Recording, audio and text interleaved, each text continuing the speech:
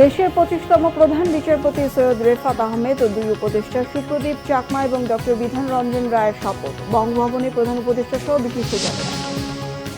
নির্দিষ্ট সময়ে কর্মস্থলে না ফেরা পুলিশ সদস্যদের পলাতক গণ্য করা হবে, ব্যবস্থা নেওয়া হবে ইন্টারনেট বন্ধে জড়িতদের বিরুদ্ধে, জানিয়েছেন স্বরাষ্ট্র আইসিটি উপদেষ্টা। সুস্থ থাকলে আগামী নির্বাচন করবেন বেগম খালেদা জিয়া, ক্ষমতায় গেলে ভারতের সঙ্গে ভালো সম্পর্ক করবেন, জানিয়েছেন মির্জা ফখরুল। ফিরছেন সালাউদ্দিন। ইসলামী ব্যাংকের প্রধান কার্যালয়ে এলোপাতাড়ি গুলিতে আহত 5 কর্মকর্তা।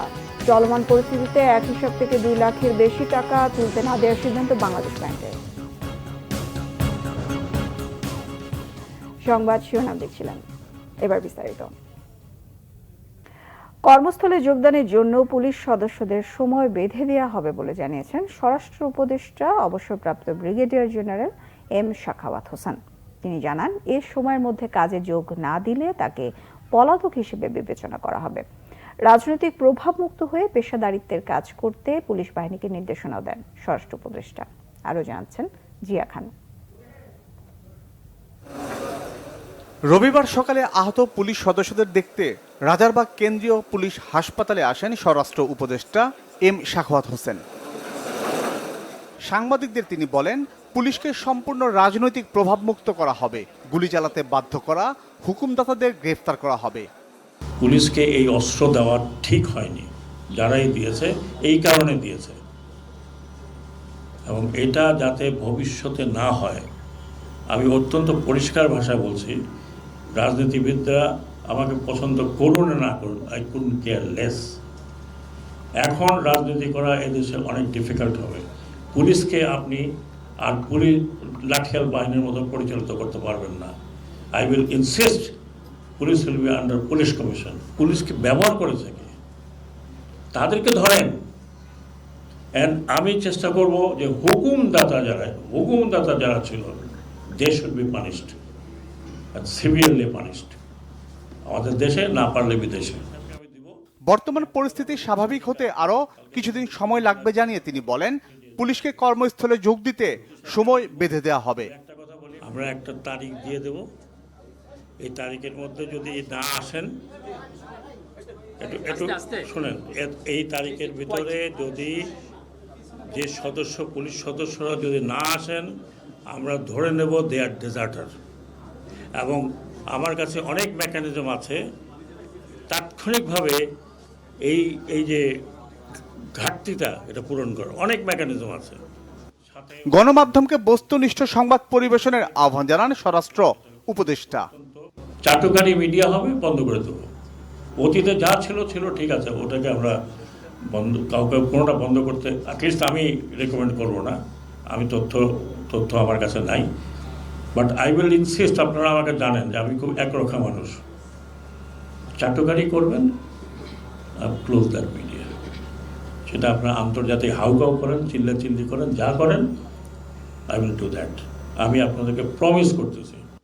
আইজিপি মইনুল ইসলাম বলেন, গেল কদিনে 42 জন পুলিশ সদস্য নিহত হয়েছেন, আহতের সংখ্যা 5 শতাধিক। জিয়া খান, বাংলাভিশন, ঢাকা। শিক্ষার্থীদের আন্দোলনের সময় ইন্টারনেট বন্ধের সঙ্গে জড়িতদের বিরুদ্ধে ব্যবস্থা নেওয়ার কথা জানিয়েছেন আইসিটি উপদেষ্টা নাহিদ ইসলাম।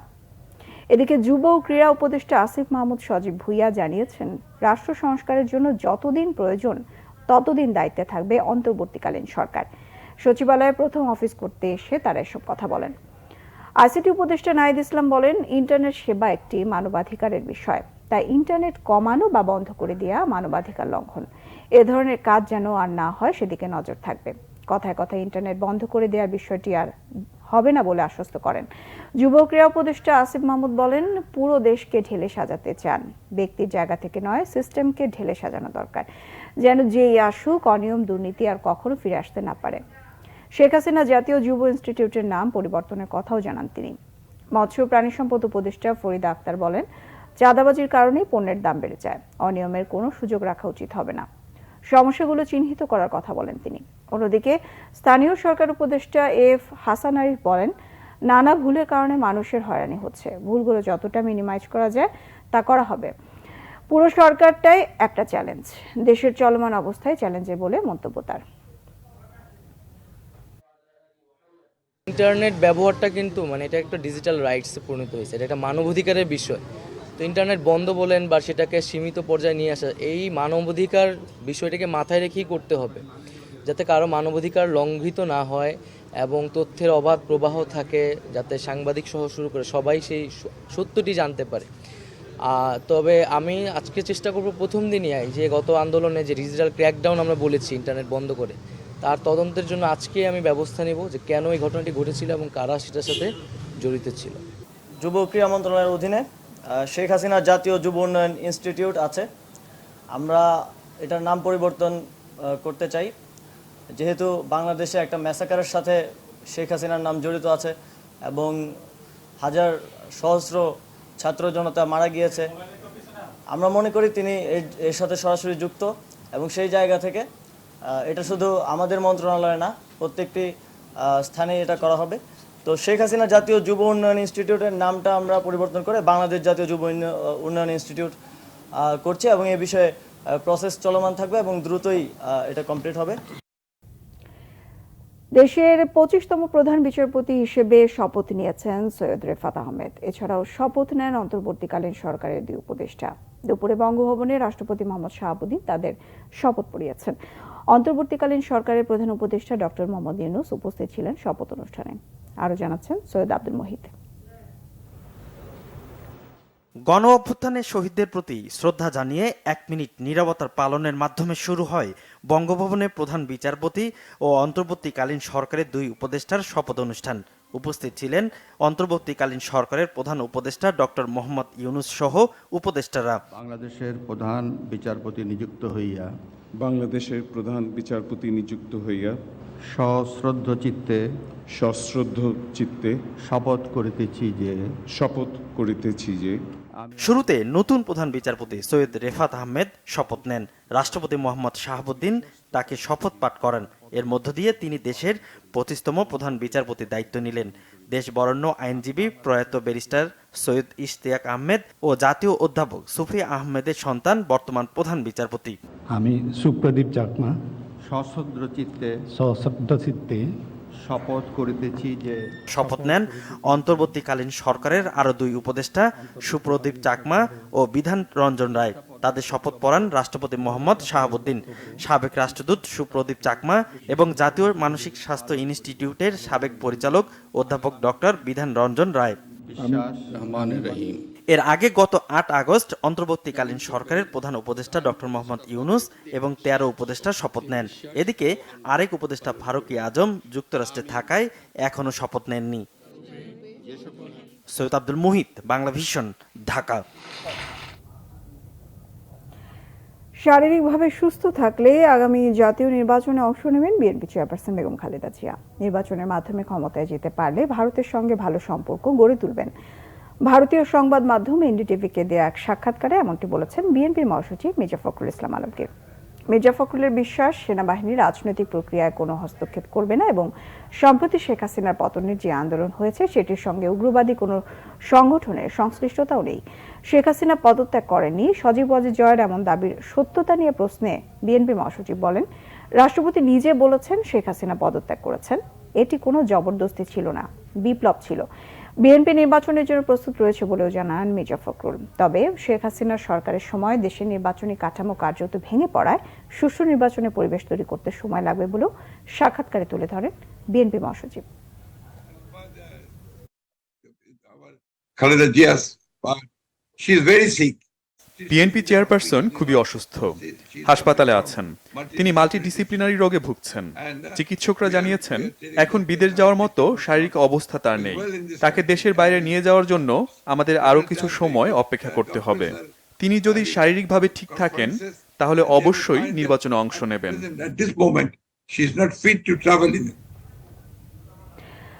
আজ দেশে ফিরছেন বিএনপির স্থায়ী কমিটির সদস্য সালাউদ্দিন আহমেদ। দীর্ঘ 9 বছর ভারতে অবস্থানরত বিএনপির স্থায়ী কমিটির সদস্য সালাউদ্দিন আহমেদ আজ দেশে ফিরছেন। ট্রাভেল পাস পাওয়ায় তিনি নয়াদিল্লি থেকে ঢাকায় আসছেন। হযরত শাহজালাল আন্তর্জাতিক বিমানবন্দরে সালাউদ্দিন আহমেদকে বহনকারী ফ্লাইটটি দুপুর 2টায় অবতরণের কথা রয়েছে।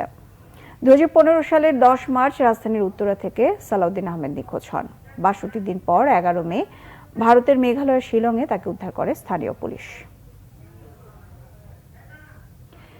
দর্শক, এই মুহূর্তে সচিবালয়ে রয়েছেন আমাদের বিশেষ প্রতিনিধি রিশান নাসরুল্লাহ, যুক্ত হচ্ছে তার সঙ্গে। রিশান, প্রধান উপদেষ্টা কি সচিবালয়ে যাবেন, এই ব্যাপারে কি তথ্য আছে, আর অন্যান্য উপদেষ্টাদের কার্যক্রমের সর্বশেষ তথ্য জানাবেন?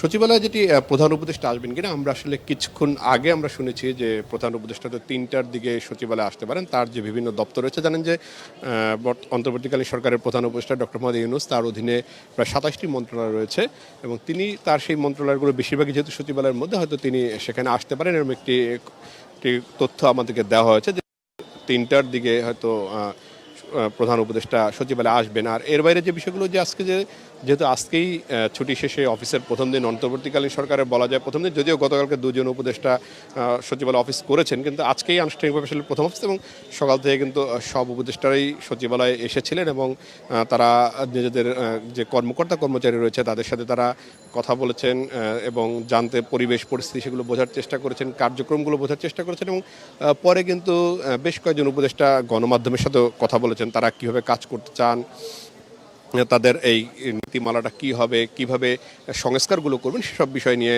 তারা কথা বলেছেন। এর মধ্যে একদমই বৈষম্য বিরোধী ছাত্র আন্দোলনে যে 2জন উপদেষ্টা রয়েছেন, নাহিদ ইসলাম এবং আসিফ, তারা কিন্তু গণমাধ্যমকে যেটি বলেছেন, নাহিদ যেটি বলেছেন যে এই যে ইন্টারনেট নিয়ে যে ধরনের বন্ধ করার যে বিষয়গুলো ছিল সেগুলো নিয়ে তারা তদন্ত করবেন এবং সেই বিষয়ে যারা এর সঙ্গে জড়িত বা এটি আসলে কেন করা হয়েছে সেগুলো করে সেই বিষয়ে তারা ব্যবস্থা নেবেন এবং এটি যেন ভবিষ্যতে আর কখনো না হয় সে ব্যাপারে তিনি পদক্ষেপ নেবেন।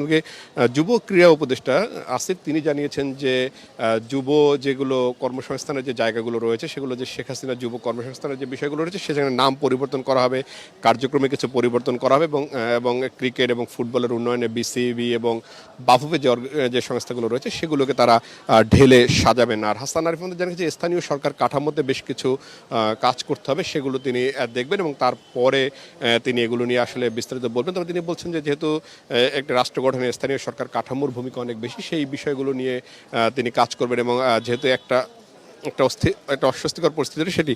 আর এই মুহূর্তে আমরা রয়েছি আসলে স্বরাষ্ট্র উপদেষ্টার এখানে, স্বরাষ্ট্র উপদেষ্টা রাজারবাগে গেছে, তিনি হয়তো কিছুক্ষণের মধ্যে আসবেন এবং তাকে গার্ড অফ অনার দেওয়ার প্রস্তুতি চলছে। এই মুহূর্তে দেখে আসলে সচিবালয়ের পরিস্থিতি।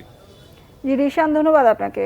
দর্শক, সচিবালয় থেকে যুক্ত হয়েছিলেন সহকর্মী রিশান নাসরুল্লাহ। দেশ ছেড়ে ভারতে আশ্রয় নেওয়ার সাবেক প্রধানমন্ত্রী শেখ হাসিনা অবশেষে নীরবতা ভেঙেছেন। তাকে ক্ষমতাচ্যুত করার পেছনে যুক্তরাষ্ট্রের ষড়যন্ত্রকে দায়ী করেছেন তিনি। ভারতীয় সংবাদ মাধ্যম দ্য প্রিন্ট শেখ হাসিনার এই বার্তাটি প্রকাশ করে। এতে দলের নিজের মতামতের পাশাপাশি দলীয় নেতাকর্মীদের প্রতি নির্দেশনা দেন তিনি। আওয়ামী লীগ সভাপতি শেখ হাসিনা বলেন, যুক্তরাষ্ট্রের হাতে সেন্ট মার্টিন ও বঙ্গোপসাগর ছেড়ে দিলে ক্ষমতায় থাকতে পারতেন তিনি। এ ধরনের বিদেশি শক্তি যেন প্রভাব বিস্তার না করতে পারে সেজন্য অন্তর্বর্তীকালীন সরকারকে সতর্ক করেন তিনি। পদত্যাগের কারণ হিসেবে শেখ হাসিনা জানান, ছাত্রদের প্রতিবাদ কর্মসূচিতে হামলার কারণে লাশের মিছিল তিনি আর সহ্য করতে পারছিলেন না। তার দাবি, এই সিদ্ধান্ত না নিলে আরো লাশ পড়ত, সম্পদ ধ্বংস হতো। ইসলামী ব্যাংকের প্রধান কার্যালয়ে এলোপাতাড়ি গুলির ঘটনা ঘটেছে। গুলিবিদ্ধ হয়েছেন 5 কর্মকর্তা। কয়েকশো বহিরাগত জোর করে ইসলামী ব্যাংকে প্রবেশের চেষ্টা করেন। এ সময় প্রবেশে বাধা দিলে কর্মকর্তাদের উপর এলোপাতাড়ি গুলি চালানো হয়। ইসলামী ব্যাংকের গোডাউন গার্ড শফিউল্লাহ সর্দার, অফিসার মামুন, আব্দুর রহমান ও বাকি বিল্লাহ সহ 5 কর্মকর্তা গুলিবিদ্ধ হন। ইসলামী ব্যাংকের কর্মকর্তারা জানান, সকালে ইসলামী ব্যাংক টাওয়ারের সামনে তারা অবস্থান নেন। জামানতবিহীন অনিয়ম করে লোন কেলেঙ্কারি প্রতিবাদ জানিয়ে বিক্ষোভ শুরু করেন। এ সময় আকস্মিকভাবে এসালাম গ্রুপের হয়ে কাজ করা কয়েকজন কর্মকর্তা সহ প্রায় শতাধিক লোক অস্ত্র নিয়ে প্রবেশের চেষ্টা করেন। তাদের প্রবেশে বাধা দিলে বহিরাগতরা অস্ত্র বের করে এলোপাতাড়ি গুলি করেন। এ সময় 5 কর্মকর্তা আহত হন, তাদের মধ্যে 3 জনের অবস্থা গুরুতর। পরে উপস্থিত কর্মকর্তারা পাল্টা ধাওয়া দিলে তারা পালিয়ে যায়। এর আগে বৃহস্পতিবার ইসলামী ব্যাংক থেকে পদত্যাগ করেন কায়সার আলী, তিনি ব্যাংকটির অতিরিক্ত ব্যবস্থাপনা পরিচালক ছিলেন। দেশের চলমান পরিস্থিতিতে এক হিসাব থেকে 2 লাখের বেশি নগদ টাকা উত্তোলন করা যাবে না বলে সিদ্ধান্ত নিয়েছে বাংলাদেশ ব্যাংক। বাংলাদেশ ব্যাংক শনিবার ব্যাংকের ব্যবস্থাপনা পরিচালকদের এক জরুরি বার্তায় এ নির্দেশনা দেন। নির্দেশনা অনুযায়ী নিরাপত্তার কারণে শাখায় টাকা স্থানান্তর করতে সমস্যা হচ্ছে। এজন্য এক হিসাব থেকে 2 লাখ টাকার বেশি উত্তোলন করা যাবে না। চেকের মাধ্যমে লেনদেন তদারকি জোরদার করতে হবে এবং সন্দেহজনক লেনদেন বন্ধ করতে হবে। তবে একজন গ্রাহক নগদ টাকা উত্তোলন করতে না পারলেও যে কোনো পরিমাণ নগদ টাকা স্থানান্তর ও ডিজিটাল লেনদেন করতে পারবেন। এই সিদ্ধান্ত আজ থেকে পুরো সপ্তাহ চলবে। এর আগে গত 7 আগস্ট ব্যাংক থেকে টাকা তোলার সর্বোচ্চ সীমা 1 লাখ টাকা নির্ধারণ করেছিল বাংলাদেশ ব্যাংক।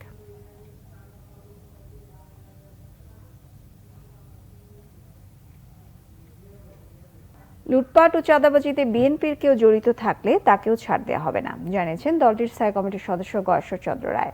কেরানীগঞ্জের আগানগর এলাকায় এক অনুষ্ঠানে প্রধান অতিথির বক্তব্যে তিনি কথা বলেন। এ সময় গয়েশ্বর বলেন, এক শ্রেণীর মানুষ দেশব্যাপী নানা অপকর্ম করে বিএনপির সুনাম নষ্টের চেষ্টা করেছে। দলের নাম ভাঙিয়ে কেউ অপরাধ করলে তাকে ধরে আইনের হাতে তুলে দেওয়ার আহ্বান জানান তিনি।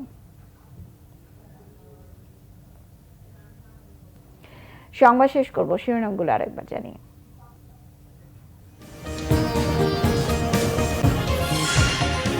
দেশের 25তম প্রধান বিচারপতি সৈয়দ রেফাত আহমেদ ও 2 উপদেষ্টা সুপ্রদীপ চাকমা এবং ডক্টর বিধান রায়ের শপথ বঙ্গভবনের প্রধান উপদেষ্টা সহ বিশিষ্টজনেরা। নির্দিষ্ট সময়ে কর্মস্থলে না ফেরা পুলিশ সদস্যদের পলাতক গণ্য করা হবে, ব্যবস্থা নেওয়া হবে ইন্টারনেট বন্ধে জড়িতদের বিরুদ্ধে, জানিয়েছেন স্বরাষ্ট্র ও আইসিটি উপদেষ্টা। সুস্থ থাকলে আগামী নির্বাচন করবেন খালেদা জিয়া, ক্ষমতায় গেলে ভারতের সঙ্গে ভালো সম্পর্ক করবেন, জানিয়েছেন মির্জা ফখরুল। ফিরছেন সালাউদ্দিন। ইসলামী ব্যাংকের প্রধান কার্যালয়ে এলোপাতাড়ি গুলিতে আহত 5 কর্মকর্তা। চলমান পরিস্থিতিতে এক হিসাব থেকে 2 লাখ টাকার বেশি তুলতে না দেওয়ার সিদ্ধান্ত বাংলাদেশ ব্যাংকের। এই ছিল এখনকার মতো। পরের সংবাদ বিকেল 4টায় 3টায় থাকছে নিউজ টপ 10 দেখার আমন্ত্রণ রইল। এছাড়া বাংলাদেশের সংবাদ ও সংবাদ সংশ্লিষ্ট অনুষ্ঠান দেখতে ভিজিট করুন www.bbnews24.com ও facebook.com/bangladesh news। সাবস্ক্রাইব করুন youtube.com/bangladesh news। সঙ্গে থাকায় ধন্যবাদ।